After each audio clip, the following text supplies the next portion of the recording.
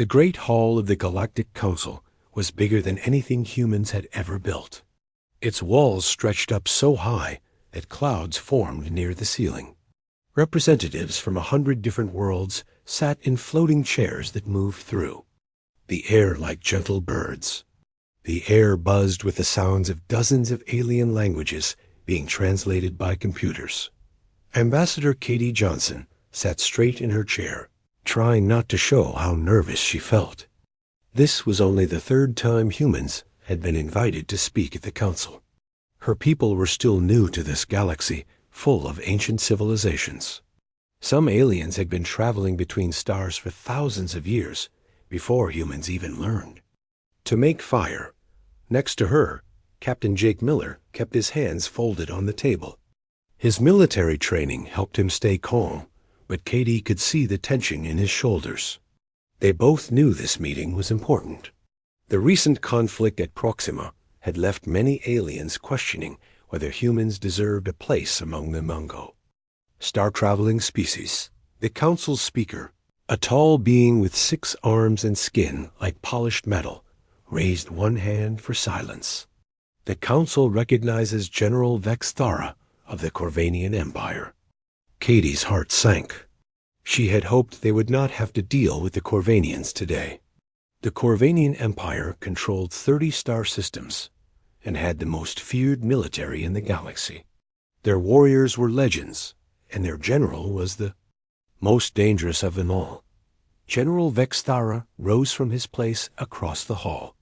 He was enormous, even by Corvanian standards. His 4 arms were each as thick as a human's waist, and his scaled skin gleamed like armor. When he walked, each step made the floor shake. His yellow eyes glowed with an inner fire that made Katie feel cold. "Honored Council," Vex Thara said, his voice deep and rumbling like distant thunder. "I come before you today to speak of a matter that troubles me greatly. It concerns the newest members of our alliance."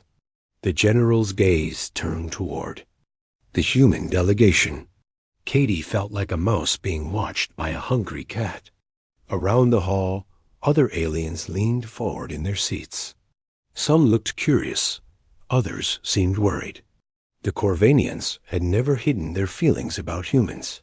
The humans, Vex Thara continued, claim to be warriors.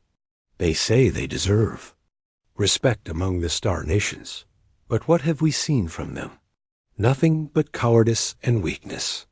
Jake's jaw tightened, but he stayed silent. Katie put a gentle hand on his arm. They had been warned this might happen.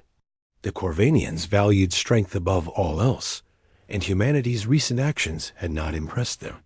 In the Proxima conflict, the general said, his voice growing louder, the humans ran at the first sign of real danger. They chose to talk rather than fight. They hid behind their machines and fired from safe distances like frightened children hiding behind their mothers. Murmurs rippled through the hall. Some aliens nodded in agreement, while others looked uncomfortable. The Zephyrians, a peaceful species that had been humanity's first allies, exchanged worried glances. Vex Thara walked closer to the human delegation.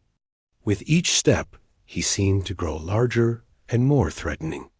"I have studied your species," he said, pointing one clawed finger at Katie.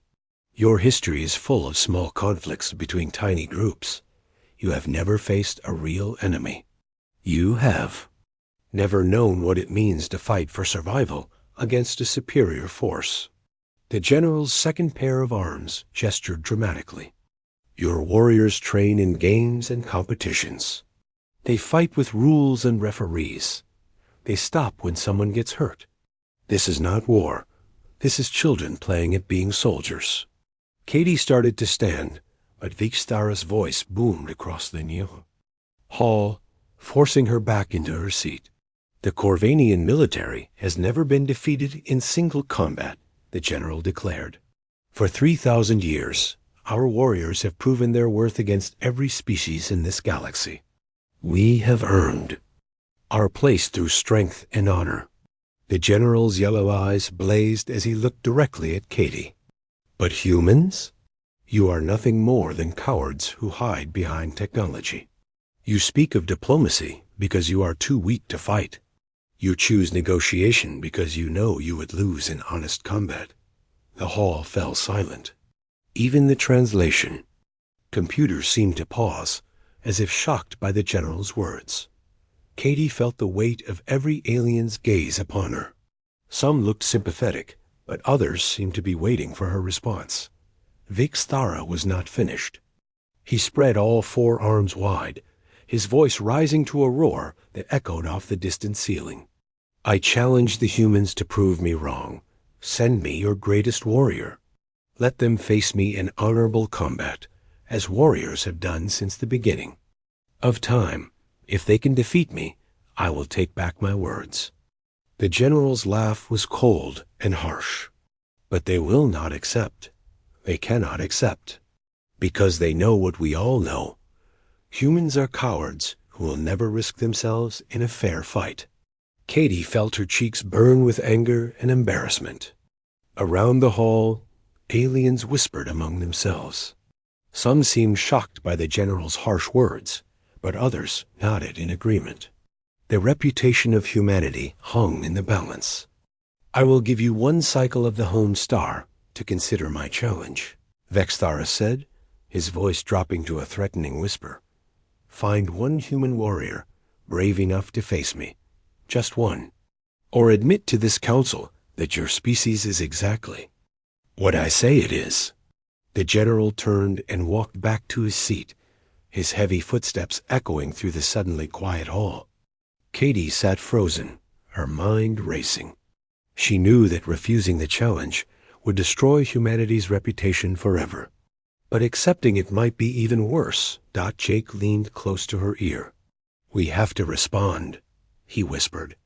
If we don't, every species in the galaxy will think we're cowards. Katie nodded slowly. She understood the stakes. This was not just about 1 fight. This was about whether humans would be respected as equals or dismissed as weaklings. The future of her entire species had just been decided by an alien. Generals challenged Dot as the council session continued with other business. Katie's mind was already working on the problem. Somewhere on Earth, there had to be someone who could face the most dangerous warrior in the galaxy. There had to be someone who could prove that humans were more than what they seemed. She just hoped they could find that person in time. The old gym in Colorado Springs was quiet, except for the sound of weights clinking together. Staff Sergeant Alex Hayes wiped sweat from his face as he finished his last set of pull-ups. The bar was warm from his grip, and his muscles ached in. The good way that came after a hard workout. Alex had been coming to this gym for 3 years, ever since he left active duty. The other soldiers who worked out here knew him as a quiet guy who kept to himself. They knew he had been Special Forces, but Alex never talked about his missions. He preferred to let his actions speak for themselves. At 32, Alex was not the biggest or strongest man in the gym. He stood about 6 feet tall with lean muscle and calloused hands. His brown hair was starting to show gray at the temples, and small scars on his knuckles told stories he never shared. What set Alex apart was something harder to see. The way he moved with perfect balance, the way his eyes constantly scanned his surroundings, the calm presence that made other people feel safe. Alex was toweling off when his phone buzzed. He glanced at the screen and saw a number he did not recognize. Most people knew better than to call him unless it was important. Hayes, he answered. Staff Sergeant Hayes, this is General Patricia Wells from Special Operations Command.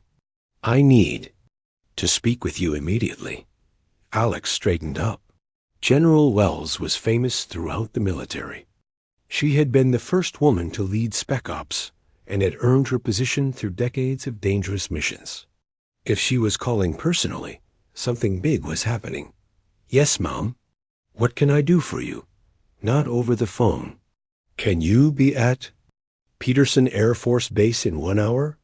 Alex looked at his watch. Peterson was 20 minutes away if he drove fast. I'll be there, General. Good. Ask for Building 47. They'll be expecting you." The line went dead. Alex stared at his phone for a moment, then grabbed his gym bag and headed for the door. He had learned long ago not to question orders from people like General Wells. Hour later, Alex sat in a conference room that looked like something from a science fiction movie. The walls were covered with screens showing star charts and alien writing. Dr. Lisa Park, a woman in her 40s with kind eyes and graying hair, was explaining things that sounded impossible. The message arrived 6 hours ago. Dr. Park was saying, "Every major government on Earth received a copy. The Galactic Council has given us 1 week to respond to the challenge." Alex watched the recording of General Vexthara's speech. The alien was terrifying, huge, powerful, and completely confident. When the general called humans cowards, Alex felt anger rise in his chest. He had seen too many brave soldiers die. To let that insult stand. "What do we know about this Vexthara?" Alex asked. Colonel Danny Foster, a man with gray hair and tired eyes, pulled up a file on the main screen. "He's the most dangerous warrior in the galaxy. Never been defeated in single combat. He's fought champions from dozens of species and crushed them all." The screen showed videos of Vexthara fighting. The general moved like lightning despite his size. His forearms struck with perfect coordination, and his scaled skin turned away weapons that would have killed a human. In one video, he lifted an opponent twice his size and threw him across the arena. "He's stronger than any human," Dr. Park said quietly. "Faster, too. His species evolved on a high-gravity world, so they're built like living tanks.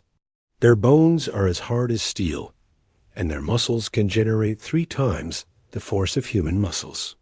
Alex studied the videos carefully. He had learned to analyze opponents during his fighting days, before he joined the military. Every fighter had weaknesses, even ones that looked unbeatable. "What about his fighting style?" Alex asked. "Traditional Corvanian combat," Colonel Foster replied. "They've been using the same techniques for thousands of years. It's very effective, but also very predictable. They rely on overwhelming force and superior physical abilities." General Wells entered the room, carrying a tablet and looking stressed. She was a small woman with sharp eyes and silver hair, pulled back in a tight bun. Despite her size, she commanded respect from everyone in the room. "Gentlemen, Dr. Park," she said, taking a seat at the head of the table. "I've been on calls with the President and the Joint Chiefs for the past 4 hours. The situation is worse than we thought." She activated the main screen, showing a map of human space. "If we refuse this challenge, we lose all credibility with the Galactic Council. 3 species have already started talking about cutting trade agreements. The Corvanians are pressuring others to exclude us from military alliances." Alex nodded. He understood politics well enough to know that backing down would be seen as weakness. "And if we accept, then we need to find someone who can do the impossible," General Wells said, looking directly at him. "Someone who can defeat the most feared warrior in the galaxy." Dr. Park leaned forward. "Alex, I've been studying your file. Mixed martial. Arts champion at age 22. Special forces for 8 years. 47 confirmed kills in combat situations. But more importantly, you have something that makes you different from other fighters." "What's that?" "You adapt," she said simply. "In every fight, every mission, you find a way to overcome superior opponents. You don't just use your training, you improvise. You think outside the box." Colonel Foster pulled up Alex's military records. "Remember the mission in Afghanistan? You were outnumbered 10 to 1 by enemy fighters.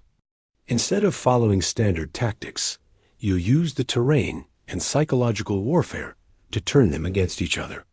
Alex remembered that mission. He had been trapped in a valley with nowhere to run. Instead of fighting his way out, he had used noise and movement to make the enemy think they were surrounded by a much larger force.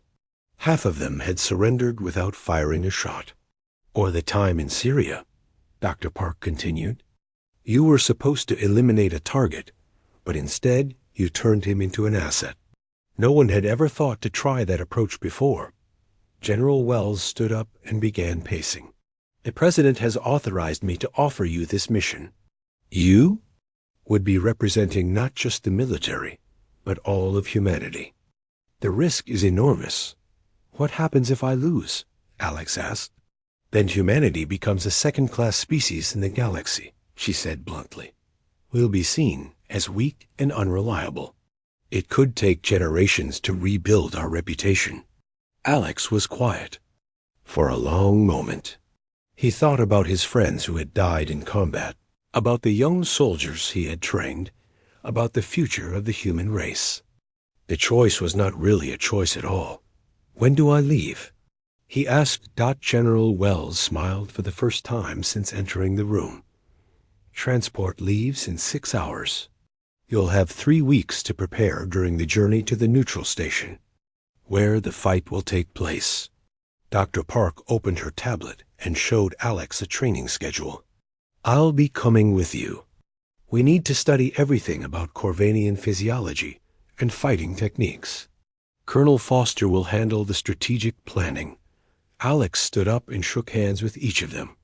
I'll do my best to make you proud. Alex, General Wells said, as he reached the door, you're not just fighting for our pride. You're fighting for our future. No pressure. Alex grinned. Ma'am, I've had worse odds. As he left the building, Alex felt the weight of responsibility settling on his shoulders. In 3 weeks, he would face the most dangerous opponent in the OC. Galaxy. He would represent everything humanity stood for. Win or lose, nothing would ever be the same. But Alex Hayes had never backed down from a fight in his life, and he was not about to start now. The spaceship U.S. Liberty was not built for comfort.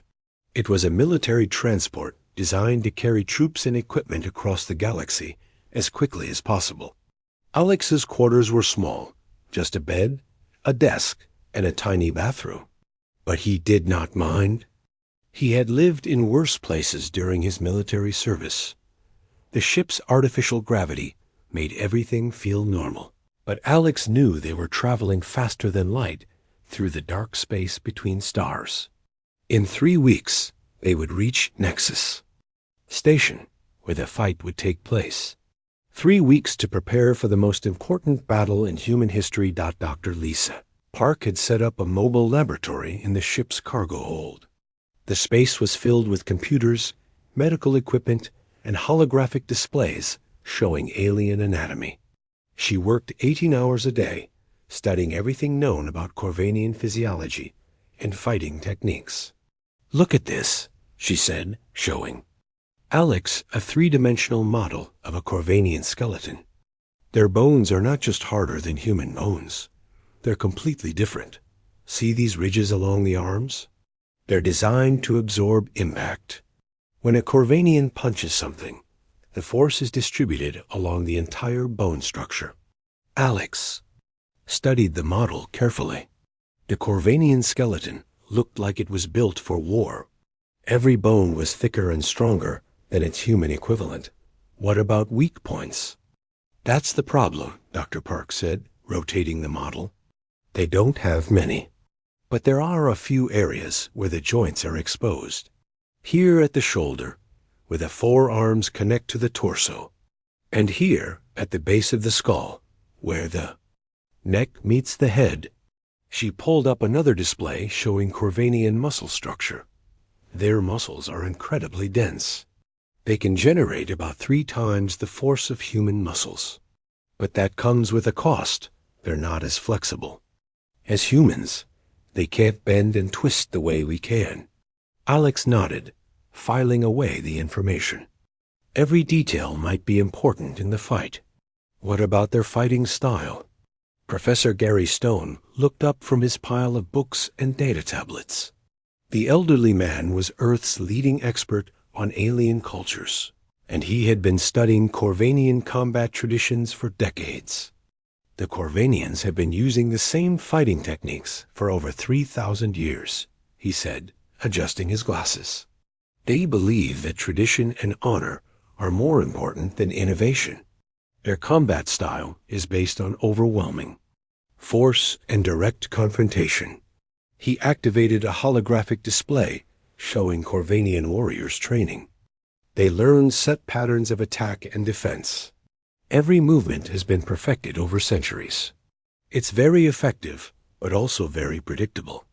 Alex watched the warriors moving through their forms.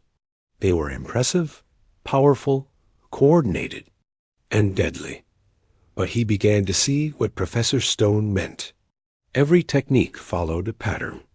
Every attack was telegraphed by the warrior's stance and movement. They always attack from the same angles, Alex observed, and they never adapt. Their strategy during a fight.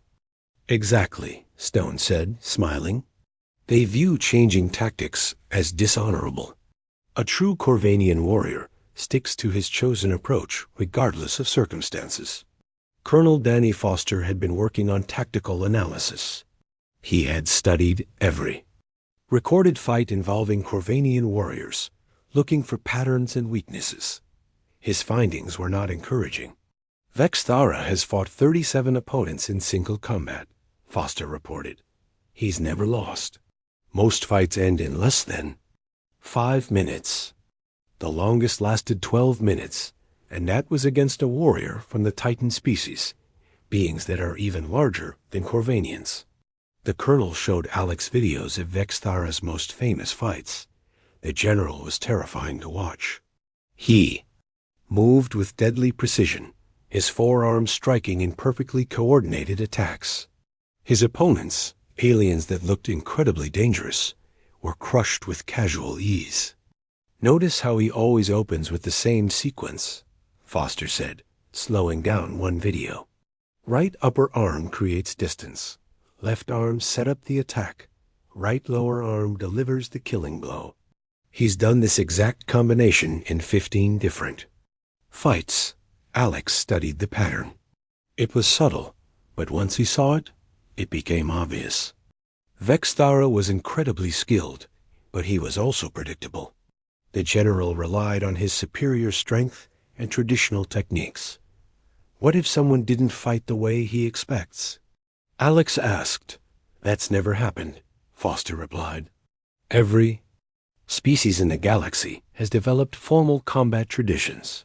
Even the most aggressive alien warriors follow established patterns. Dr. Park looked up from her work. But humans are different. We don't have one fighting style. We adapt and improvise. We combine techniques from different disciplines. Alex began to see the shape of a plan forming. He spent the next 2 weeks studying everything about Corvanian combat, memorizing every technique and pattern. But he also began developing something new, a fighting style that had never been seen before. Every day, he practiced in the ship's small gym. He combined elements from boxing, wrestling, martial arts, and street fighting.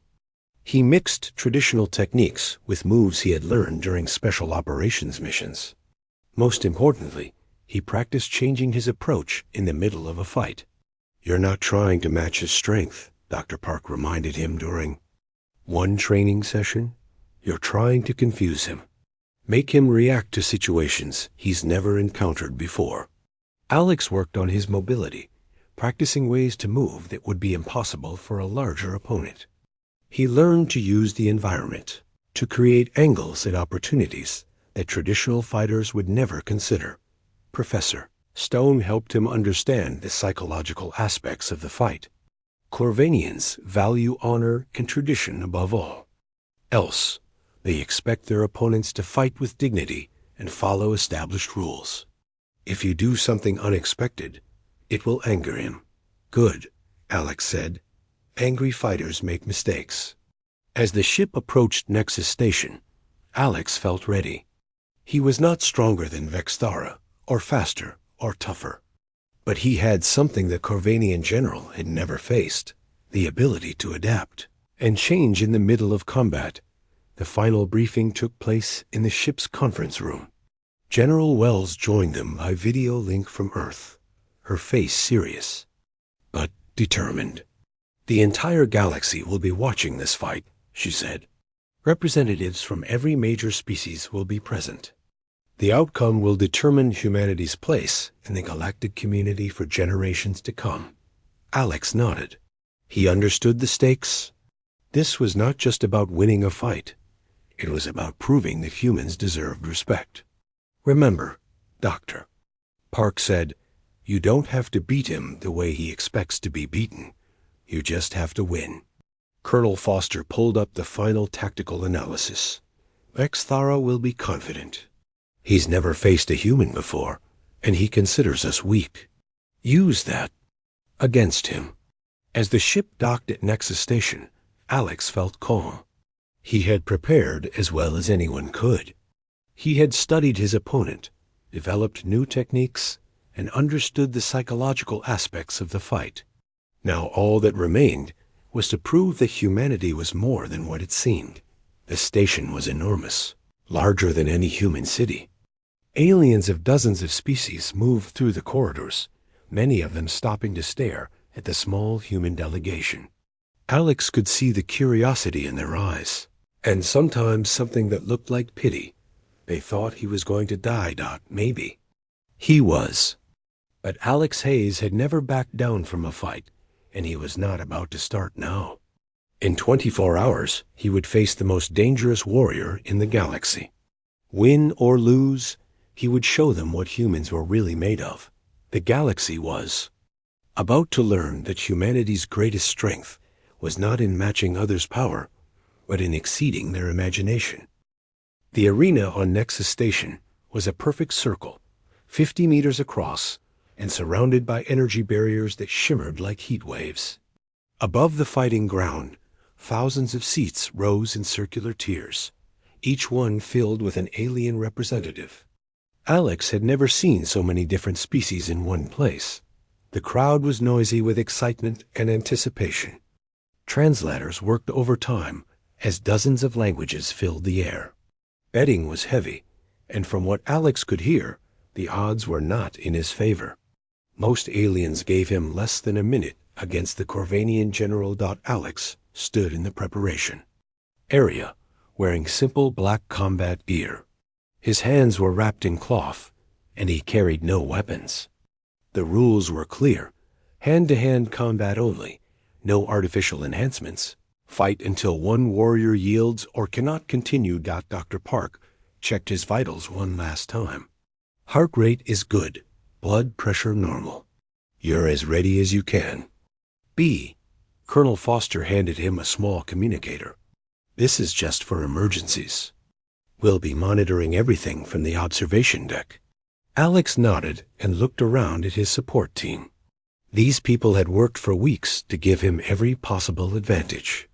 Now it was up to him to prove their efforts were worth it. "Remember," Professor Stone said quietly, "he's never faced an opponent like you. Use that." The arena announcer's voice boomed across the station. "Representatives of the Galactic Council, prepare for single combat between General Vexthara of the Corvanian Empire and Staff Sergeant Alex Hayes of the Terran Federation." The crowd's noise level doubled. Alex could see aliens leaning forward, in their seats, eager to watch the destruction of the human warrior. Some looked excited, others seemed sad. None of them expected him to win.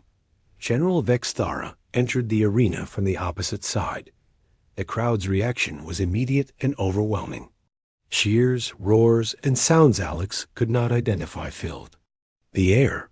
The general was even more impressive in person than in the videos. He stood nearly 8 feet tall, his forearms spread wide in a gesture of dominance. His scaled skin gleamed under the arena lights, and his yellow eyes burned with confidence.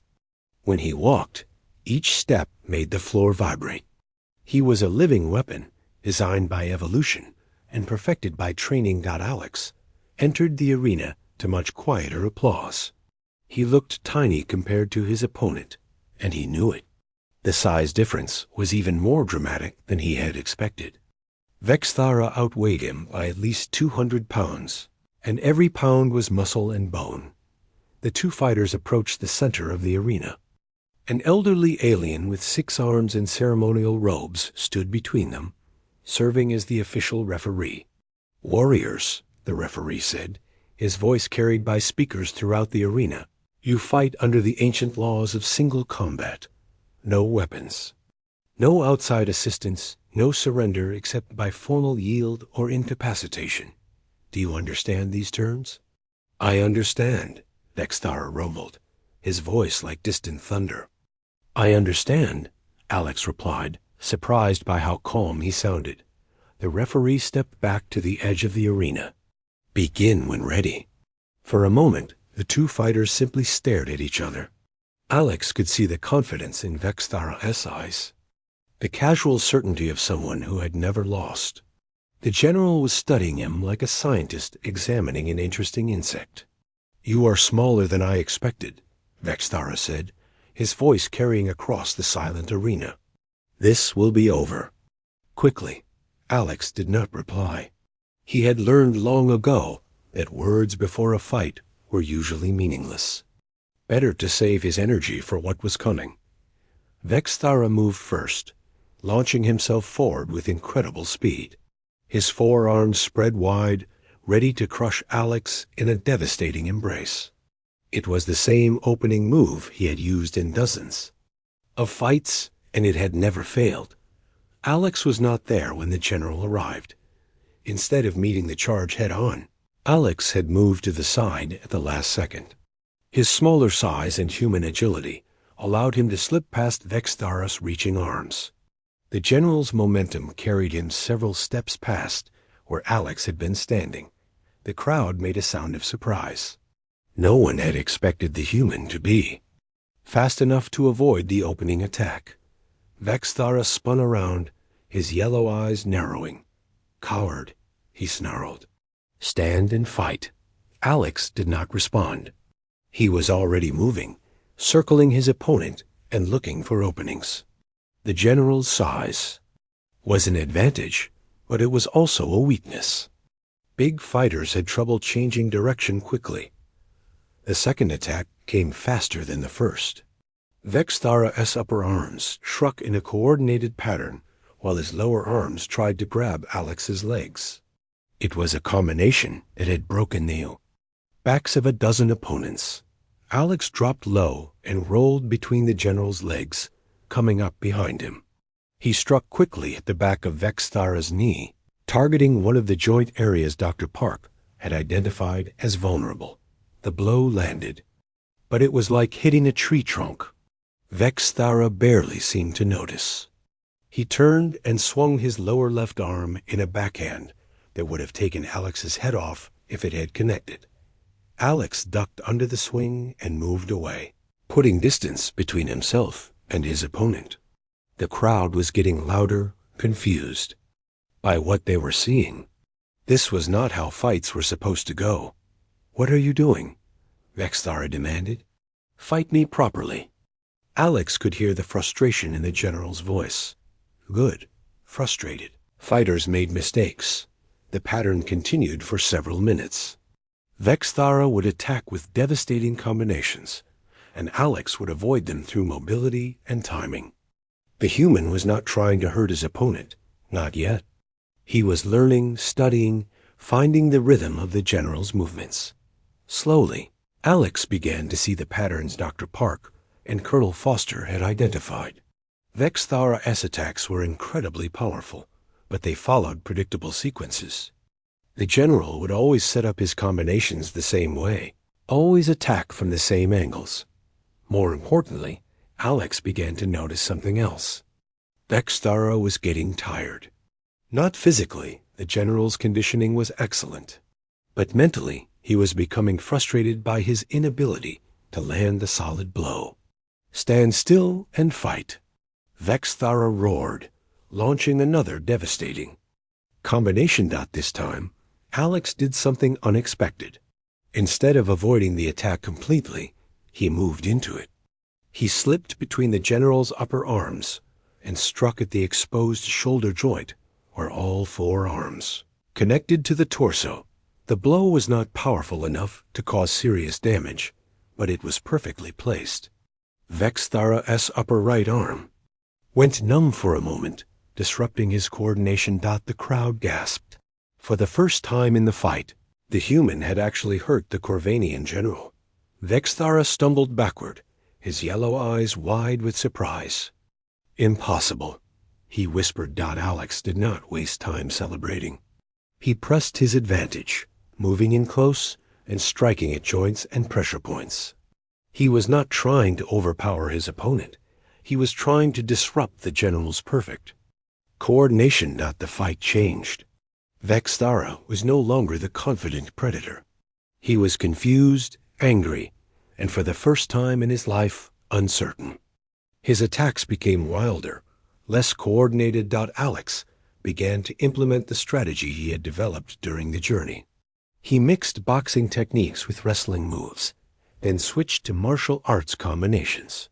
Every time Vexthara began to adapt to one style, Alex would change to something completely different. The general had never faced anything like it. In his culture, warriors chose a fighting style and mastered it over decades. The idea of constantly changing techniques was foreign to him. "What is this?" Vexthara demanded, breathing hard. "What kind of fighting is this?" "Human fighting," Alex replied, landing a quick combination to the general's ribs. The crowd was on its feet now, roaring with excitement. They had come to see a quick execution, but instead they were witnessing something unprecedented. A human warrior who was not just surviving against the galaxy's greatest fighter, but actually competing with him. Vexthara's frustration turned to rage. He abandoned his traditional techniques and began throwing wild, powerful punches. His four arms moved independently, creating a storm of devastating attacks. Alex had been waiting for this moment. Angry fighters made mistakes, and Vexthara was making them now. The general's attacks were powerful but uncoordinated. Alex began to find openings in the storm of fists. He struck at the general's ankles, throwing off his balance. He hit pressure points that Dr. Park had identified, causing temporary paralysis in individual limbs. Most importantly, he began to target the base of Vexthara's skull, where the neck met the head. The general was slowing down. His attacks were becoming more desperate and less accurate. For the first time in his life, he was fighting an opponent he could not understand or predict. Alex could see the fear growing in Vexthara's yellow eyes. The general was beginning to realize that he might actually lose this fight. The arena fell silent, except for the sound of combat. Thousands of aliens watched in stunned disbelief as the tiny human warrior continued to battle the galaxy's greatest fighter. This was not supposed to be possible. But Alex Hayes had never cared about what was supposed to be possible. He had come here to prove that humans were more than they seemed, and he was not finished yet. The arena had become a battlefield of endurance and will. Alex's simple black combat gear was torn and bloody, but his eyes remained focused and determined. Across from him, General Vexthara stood breathing heavily, his scaled skin marked with dozens of small injuries that should not have been possible. For 20 minutes, they had fought in ways that defied every expectation. The crowd had gone from excited bloodlust to stunned silence, to roaring amazement. No one had ever seen anything like this. The human was not just surviving, he was winning. Vexthara's four arms moved more slowly now, and his yellow eyes showed something they had never held before: doubt. The general had trained for this moment his entire life, but nothing had prepared him for an opponent who changed tactics every few seconds. "You fight without honor," Vexthara gasped, launching another combination that Alex slipped away from. "You use no true technique. You have no discipline." Alex wiped blood from his mouth and smiled. "That's the point." The human moved in again, But this time his approach was different. He had been studying his opponent for 20 minutes, learning every pattern, every weakness, every habit. Now he was ready to finish the fight. Alex feinted left, then right, then did something completely unexpected. He dropped to the ground and swept Vextara's legs, while simultaneously striking upward at the general's elbow joint. The combination was impossible. No single fighting style included moves that worked in opposite directions at the same time. But Alex was not using a single fighting style. He was using elements from 6 different disciplines, adapted and modified, in real time to exploit the exact situation he faced. Vextara stumbled, his perfect balance finally broken. For a split second, all 4 arms were out of position, his guard completely open. Alex saw the opening and moved. He sprang up from the ground, using his legs to drive his whole body upward. His right hand struck the